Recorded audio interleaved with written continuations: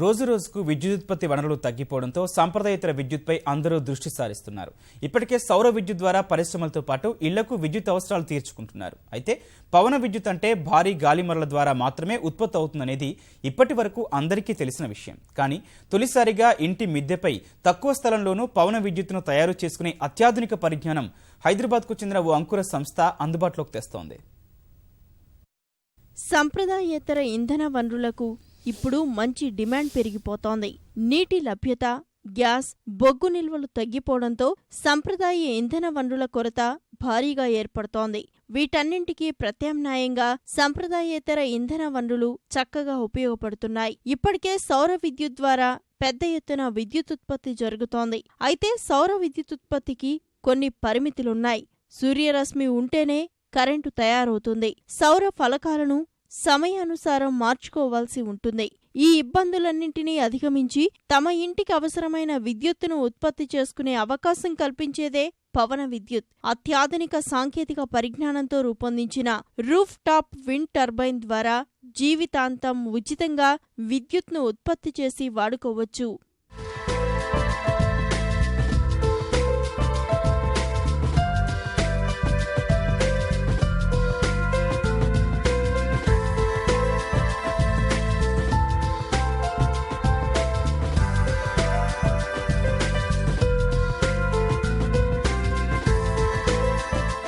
హైదరాబాద్కు చెందిన Archimedes green energies అంకుర సంస్థ గృహ అవసరాల కోసం పవన విద్యుత్ తయారు చేస్తోంది. దక్షిణ కొరియా సంస్థ నుంచి పేటెంట్ పొందినట్లు సంస్థ తెలిపింది. ఈ ఆర్కిమెడిస్ విండ్ మిల్ నిశ్శబ్దంగా తన పని తాను చేసుకుపోతూనే అత్యంత సమర్థవంతంగా గాలిని విద్యుత్తుగా మార్చేస్తుంది. దక్షిణ కొరియాకు చెందిన ఎస్కో ఆర్టీఎస్ సహకారంతో వాణిజ్యపరంగా దేశవ్యాప్తంగా సెప్టెంబర్లో ఈ విధానం అందుబాటులోకి తీసుకురానుంది. ఇప్పటికే సాంకేతిక పరీక్షలు పూర్తి చేసి ధ్రువపత్రం కోసం బిట్స్ పిలాని గోవాతో ఒప్పందం చేసుకున్నారు. మేము టెక్నాలజీ అంతా కొరియన్ పార్ట్నర్షిప్తో పాటు టెక్నాలజీ తెచ్చుకున్నాము. దీంట్లో ఒక డచ్ సైంటిస్ట్ కూడా ఇన్వాల్వ్ అయి ఉన్నాడు, మెరినస్ రైన్స్ అని. అతను ఒక 20 years రీసెర్చ్ చేసి ఈ విండ్ టర్బైన్ని కనిపెట్టాడు. బేసిక్గా ఈ విండ్ టర్బైన్ ఏంటంటే ఆర్కిమెడిస్ ప్రిన్సిపల్స్ మనం చూసుకుంటే, అతను ఆర్కిమెడిస్ ఇదివరకు మనము పొలాల్లో అక్కడ వాటర్ లిఫ్ట్ చేయడానికి ఒక స్క్రూ లాగా వాడేసి తిప్పుతూ ఉంటే వాటర్ పైకి వస్తూ ఉండేదన్నమాట. సో అదే బేసిక్గా కాన్సెప్ట్ తీసుకుని మనం విండ్ని కూడా అతను వాటర్ చేసినప్పుడు మనం విండ్ ఎందుకు చేయకూడదు అనే కాన్సెప్ట్ తీసుకుని ఒక పొడుగ్గా స్పైరల్ బ్లేడ్ తయారు చేసి దాని నుంచి ఒక 20 years కంటిన్యూస్ రీసెర్చ్ చేసి ఇప్పుడు దాన్ని సక్సెస్ఫుల్గా వరల్డ్ వైడ్ డెమాన్స్ట్రేట్ చేస్తూ ఉన్నారనమాట. సో ఈ విండ్ టర్బైన్ ప్రత్యేకత బేసిక్గా ఏంటి అంటే, ఇది మనం చిన్న చిన్న ఇళ్ల పైన కానీ లేకపోతే రిమోట్ విలేజ్లో ఎక్కడైతే పవర్ లేదో అక్కడ కూడా ఈజీగా ఇన్స్టాల్ చేసుకోవచ్చు. ప్లస్ ఇది తక్కువ గాలి స్పీడ్స్లో కూడా ఇది రన్ అవుతూ ఉంటుంది అనమాట.